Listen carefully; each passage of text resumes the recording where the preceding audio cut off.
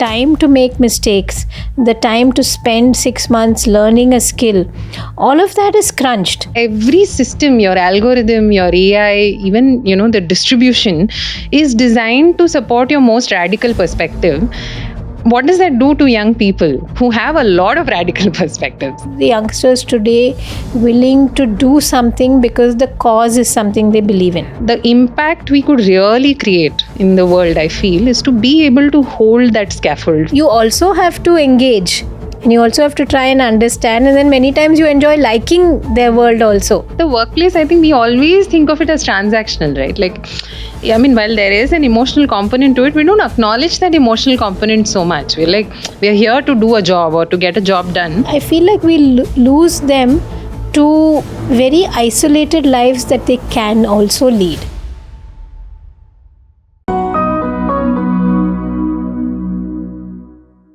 Would you consider asking your mom to speak to your manager and negotiate your salary? If yes, let's call you Gen Z. If no, let's call you Gen whatever other alphabet you may be. But that's what we're hearing today. And if you're one of the other alphabets, you're probably flabbergasted. Your mom calling your manager? So the workplace is clearly changing, and we all love labels. So we'll say Gen Z is this and Gen X is that and millennials are that. But finally, you're all under the same roof, sitting in your cubicles or your Zoom boxes and trying to work together. So how do we make that happen? Because isn't that the whole point? So let's see what Gen Zs are bringing to the table today. Because apparently, they're a problem. Welcome to Small Talk, Work, Play, Build. I'm Subha Chandrasekharan, Leadership and Career Growth Coach. And I'm Hasita. I'm a brand consultant and co-founder at Motley Crue.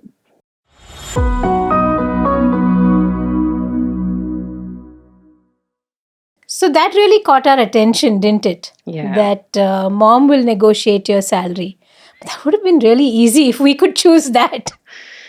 And again, so much context that sometimes we miss, right? Like you Google Gen Z, it's like all the headlines say something extremely wild, which is beyond anybody's imagination. But Correct. I think it's also reasonable to say that the Gen Zs we've worked with and some which we've birthed, they don't seem to, so maybe it's not such a homogeneous mixture of, okay, here's a large group of people born between 97 and 2012, I believe, who are all going to behave the same way. In fact, if anything, this is the most hyper-individualistic generation of our times. And they're all different from each other.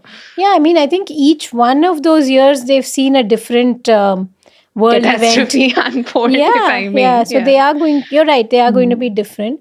But having said that, over the years so far, there is some bit of workforce kind of categorization or labeling that has held true. There are certain behavior patterns that as a group, an age group holds. And so definitely the boomer is the boomer and is very respectful of rules, hierarchy, systems, processes. Then not to say that the Gen X that came after isn't, but they interpreted it in maybe a slightly more, adding a bit of flexibility, definitely adding diversity, inclusion, etc. And millennials, I think our guiding principle is work-life balance, right? Like we've fought for it. Some of us have found it, then we've gone back to it. In fact, now there's also a new narrative that says, why is work and life different? Should you not be bringing an equal amount of... So that's our Pandora's box to open and grapple with. Yeah. So I think generations at workplace are going to exist. And then in those generations, like you said, there are going to be trends, so many layers, right? But particularly what's, I think, piqued our interest is that there is definitely something that's brewing in this Gen Z versus others, right? And maybe because that, the behavior pattern, that gap has widened significantly. And in fairness to them, we all witnessed a pandemic which shifted our lives and ways of work significantly, right? So they have digital natives. They don't, I think some 90+% of them own phones, right? So they're very, very, very close to technology, and it runs their life or is a significant part of their life. They've been through the pandemic, and they've seen that things can be done from home, things can be done remotely, things can be done without being seen. I think Right? that is a big part of Yeah. what we associate with workplace etiquette. Yeah. Is also how you're showing up. I think the dressing a certain way, Correct. showing up with a certain amount of, I don't know, presence Correct. was such a big part of so many Yeah. of our lives, Yeah. which I guess, I mean, behind the Zoom screen, it really doesn't, or it didn't matter that much. Yeah, because I'm thinking of many years back when, let's say, I started work. Being at office at a certain time, then you had to physically be there, right? So you had to get ready, leave, account for traffic, etc., and be there.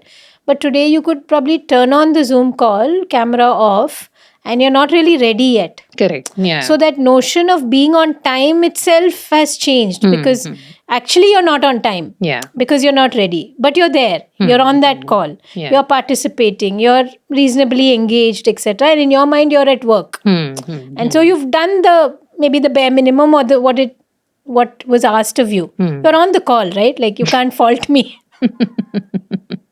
And present and answering. Yeah. Yeah. So, Yeah. So I think a lot of this does play into how you are at the workplace.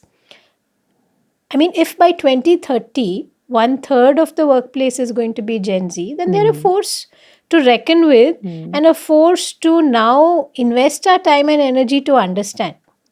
And to nurture to some extent, because these are the folks who then have to be managers for other people. Yeah. They, have to be enabled to move from that sense of lone wolf, if you will, to finally working with a lot of people who will be older and younger to them. I mean, for one thing, none of us are retiring. Right? I think we can all that's true. accept purely from a financial standpoint, I don't think retirement is a possibility unless there's some social scheme that comes in. Correct. So we are going to be working until the end of our lives. And then you will have younger and younger people entering the workforce as well. So how do you, as someone who identifies as such an individual, then sort of begin to hold space for other people and, those truths as well? It has to start with emulation, right? Like, we have to do it in the first place. Yeah. And I think it's showing up in different ways when you think of careers, right? I think the corporate, very, stereotypical, an MNC or a large corporate, there is a clear hierarchy. There is expectations that a set of rules and a code of conduct will be followed.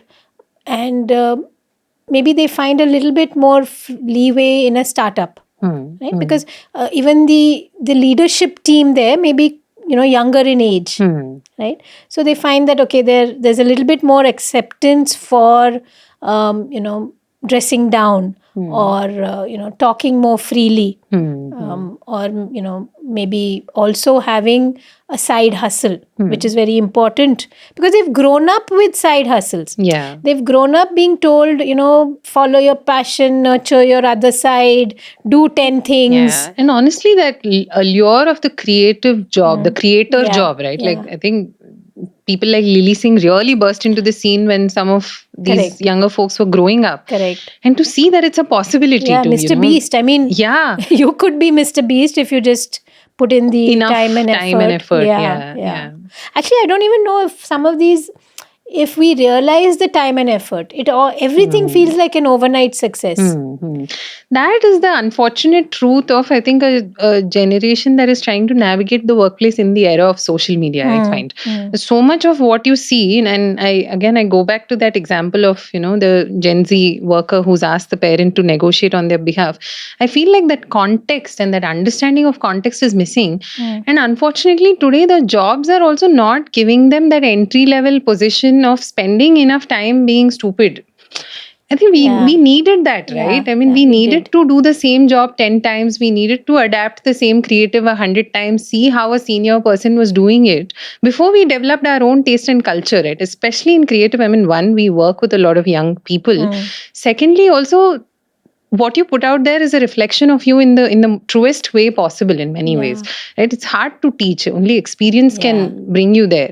But those jobs are also shutting down. Today, GPT can write copy, right? I mean, Right. whether it can write extraordinary copy or not, nobody's expecting that from an intern as well, right? So how do you then, and so what's happening is they're all being pushed into thinking that one, we have created this notion that strategy jobs are cool, right? Especially in B2B, how will you do brand strategy if you've not, how many B2B brands do we interact with on a daily basis, right? Like if you don't understand Correct. what you're working on, how can you think about it from multiple different perspectives? No, I think a lot of things to unpack in what you're saying.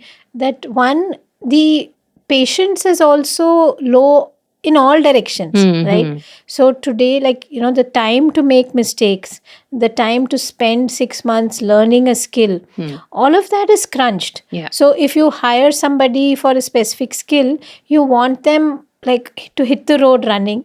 You want them to multitask. I mean, in our kind of work, how many times we've heard a client say that in a way they want that one individual to write also, to design also, to speak to client also, to do Yeah. so many things. Yeah. That takes years to build even just one of those skills.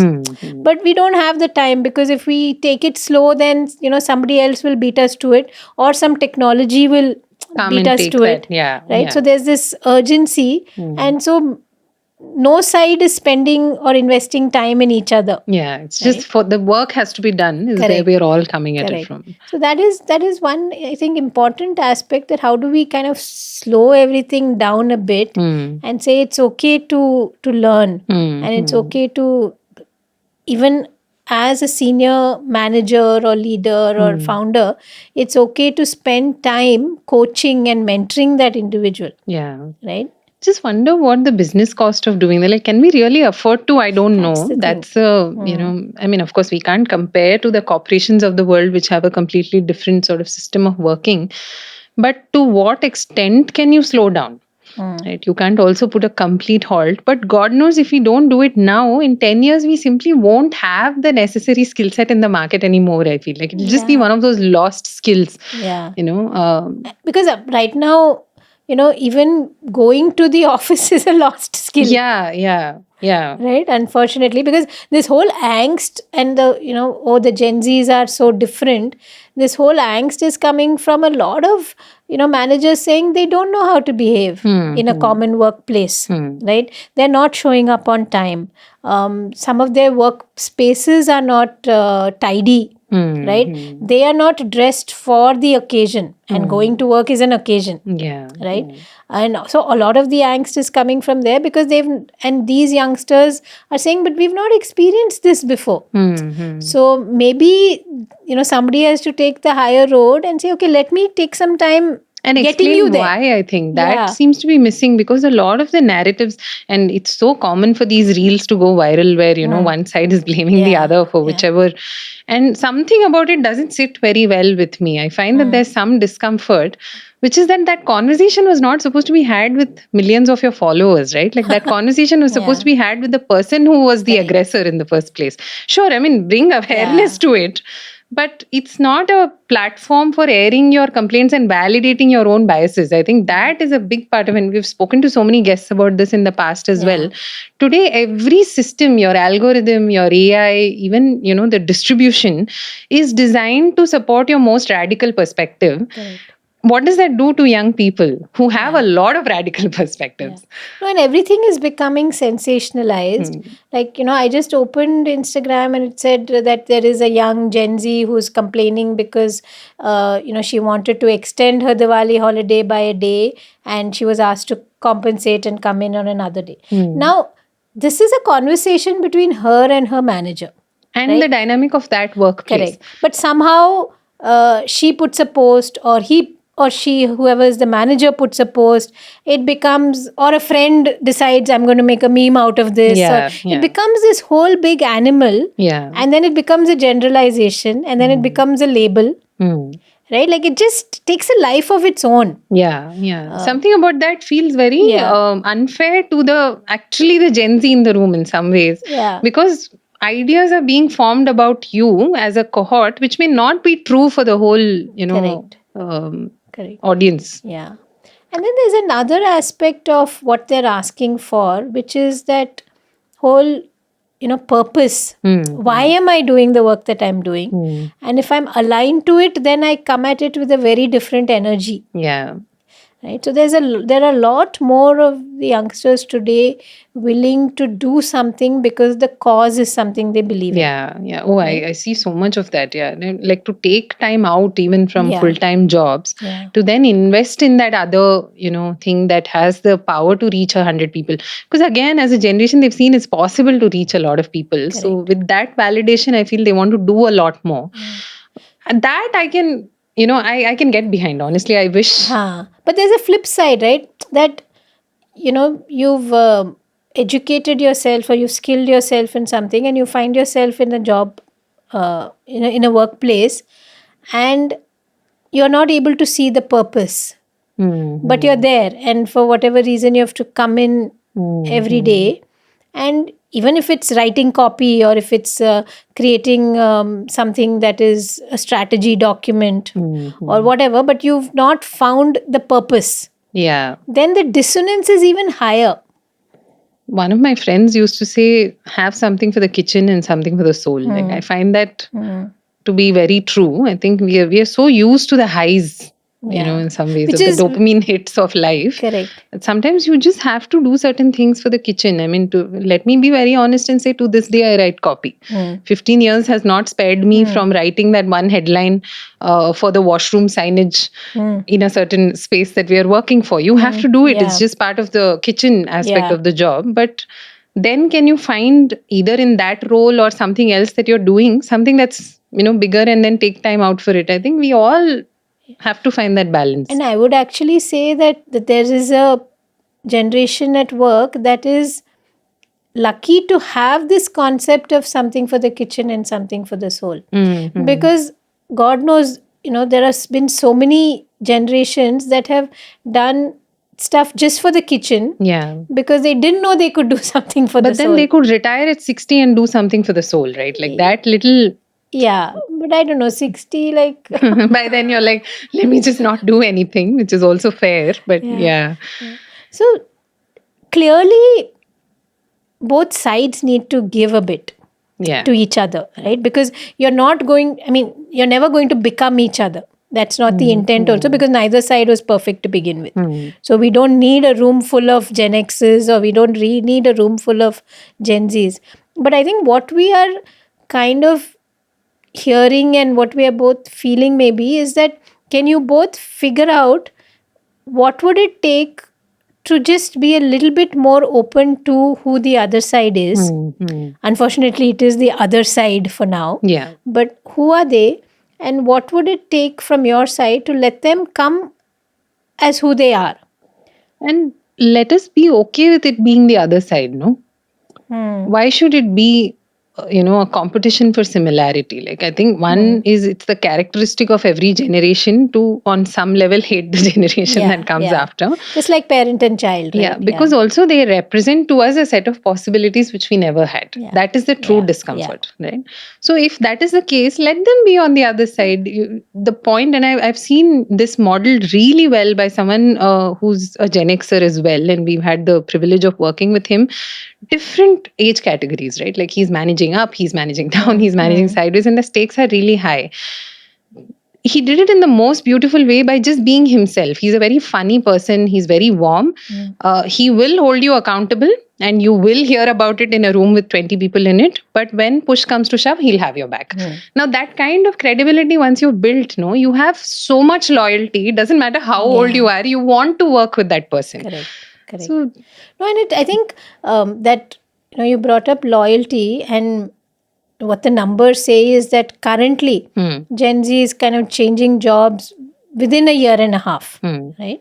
That's the average. Which, if you truly want to, understand that industry or that role or that job, that's a very, very short period of time. And so, what can the organization do to say, hey, you're welcome here for longer, or we will sit together and figure out what that 2-3 years can look like.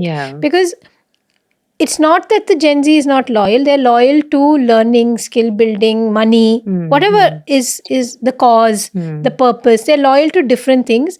They're not loyal to what many of us were taught to be loyal to, which is the organization. Which again was the idea of some brand there, which governed your life in some ways. Yeah. Because it was a scarcity. And Yeah. today there is abundance. There is the option of gig work, right? From day one, that has been an option for them, and they're exercising it, Yeah. right? And I think even for managers to step up and say, what can you do? What else can you do? What excites you? What inspires you? I've heard stories of my colleagues who are junior, saying, I'm hugely into gaming.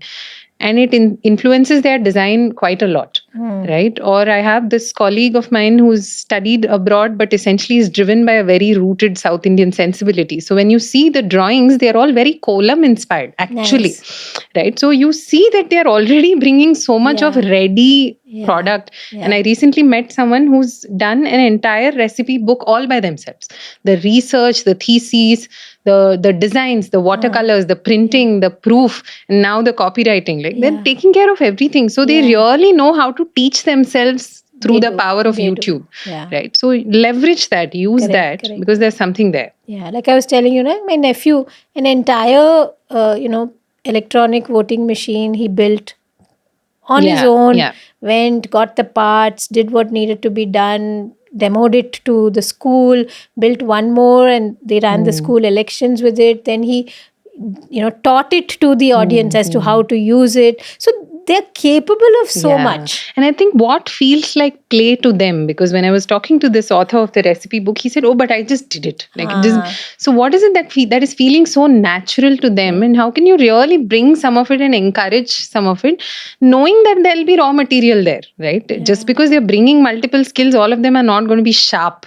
Right. So sharpening them, and I found this another colleague of mine at an agency. She does this job really well. She works with very junior peers who come with so much energy and so many ideas.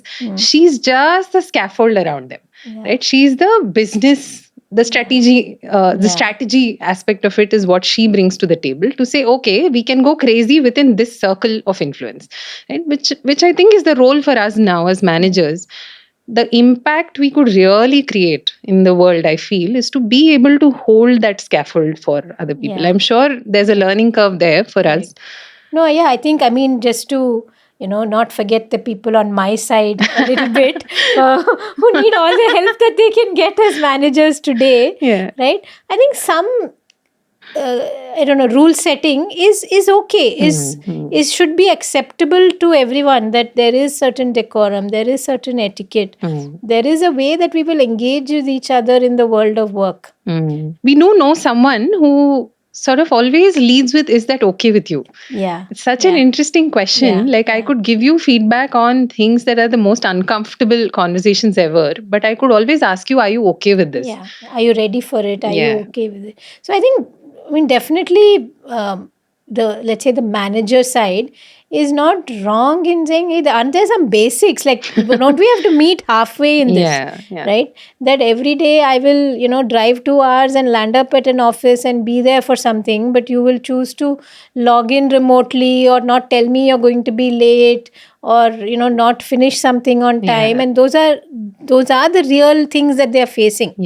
Right? So this very creative soul with so much of potential and so much of talent, that scaffold is needed. And it can be gentle, it can be mutual, most importantly. And I think to help them understand that scaffold is in your interest. It's not to choke you. It's not a limiting. But it's to help you grow and really realize your potential in that field you've chosen, or in that work that you've chosen.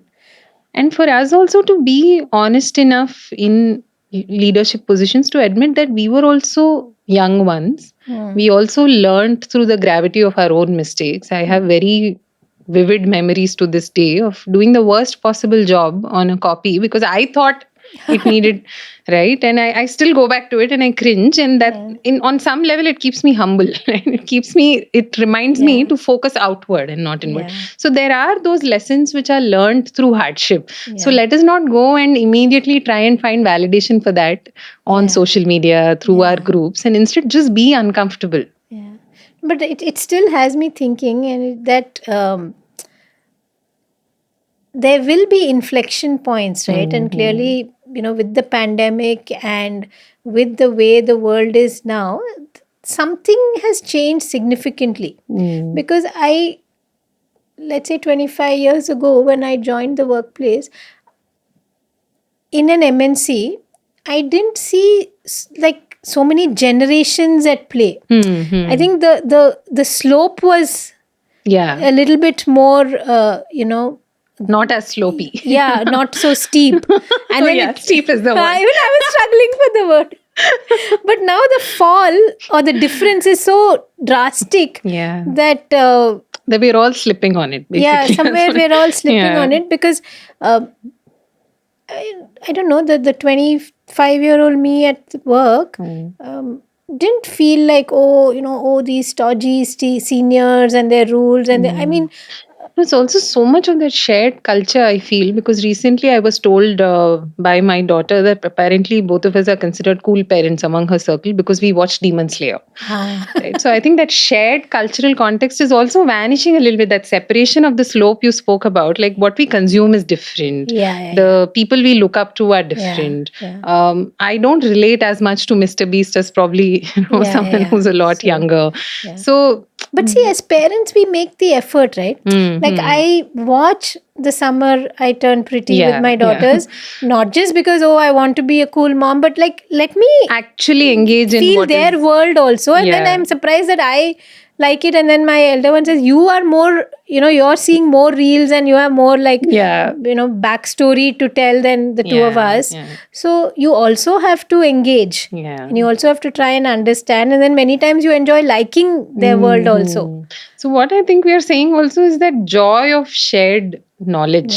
There was a lovely Trevor Noah episode once about how, we are not consuming the same thing at the same time, right? So like you said, one is physically, each one is in your own room device. On a different device.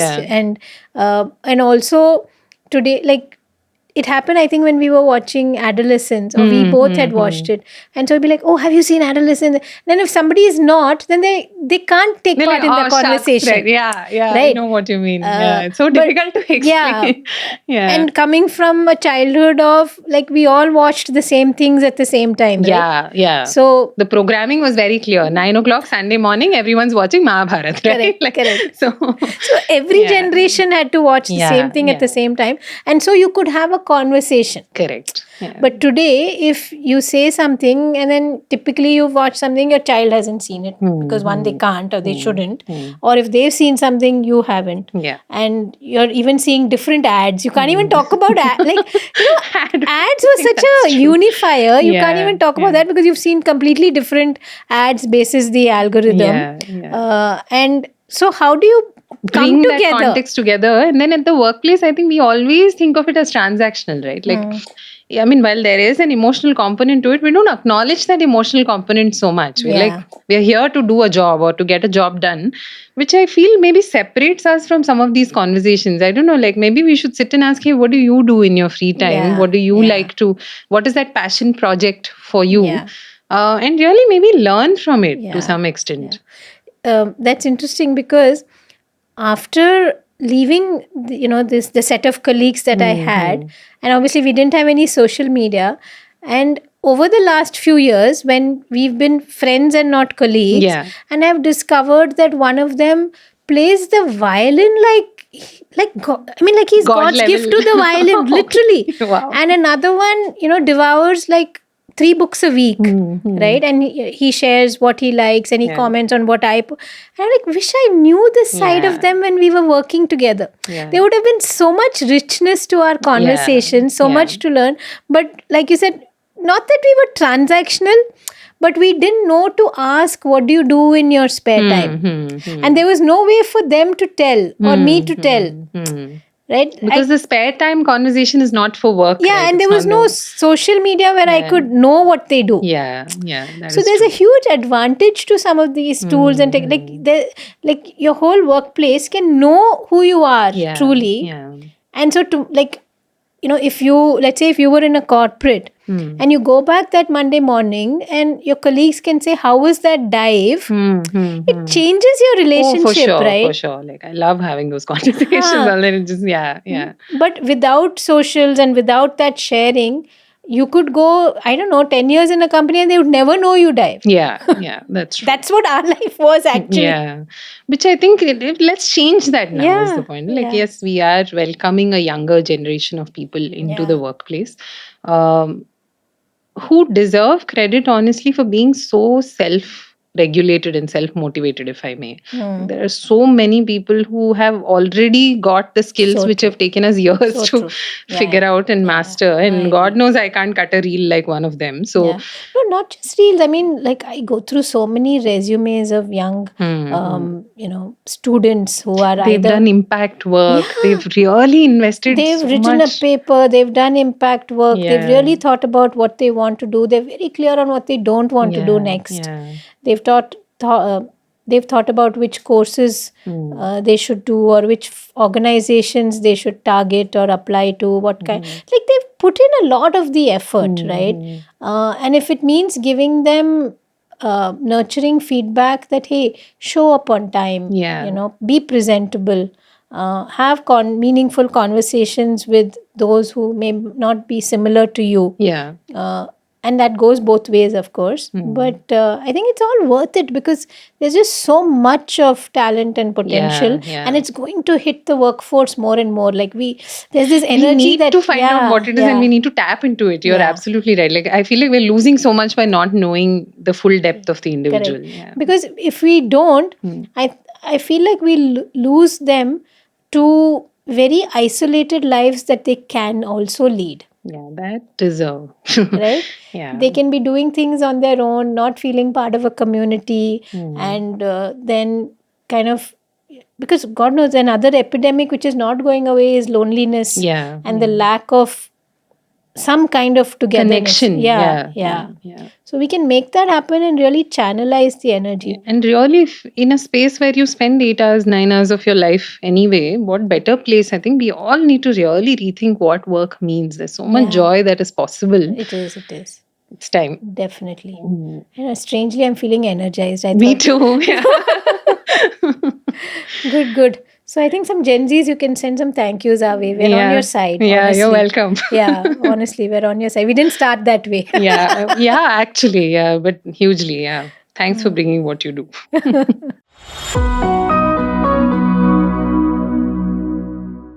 So this week, we have a book that we are going to co-recommend because we can't have it any other way.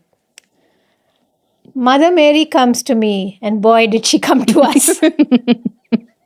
All hail Mother Mary. So if I read the back, it says, in these pages, my mother, my gangster, shall live. She was my shelter and my storm. And I think the beauty of this book is that we both took away very different things from it. It hit us in very different ways. But suffice to say, it's an extremely powerful memoir. Right? I think Arundhati just brings out every aspect of what her life has been like. You feel like you're living it with her, which is why it's also a very, very crazy and tumultuous ride. Right? To say that, she went through hardship and she, went through discovery phases, all that I think, you would know and expect of a public figure like her, and she's shared it before also. But the deep context that this book gives of the mother who birthed her, the mother who raised her, the mother who she ran away from for many, many years, the mother she came back to, and the mother who just didn't know how to be a mother to the 2 children she birthed, but she was a beautiful mother to hundreds of school children. And she's built Pallikudam in Kottayam, and please do go to the website and take a look. Such a beautiful school. and you'll read about how she's built it brick by brick, literally. And, it's not a metaphor. She's literally built that school brick by brick, student by student. And I think this book raises a lot of questions, answers a lot, and I think for some, maybe some in this room, it was a very, very healing read. It really was. I was just thinking about the life stage where you're in will determine your reading experience of Yeah. this book for sure, which is why if you're having a hard time having good relationships with your extended family, don't read it. Would be my. But I currently find myself in a place where I think I'm beginning to be okay with a lot of transgressions in my childhood, actual, perceived, and by extension amplified.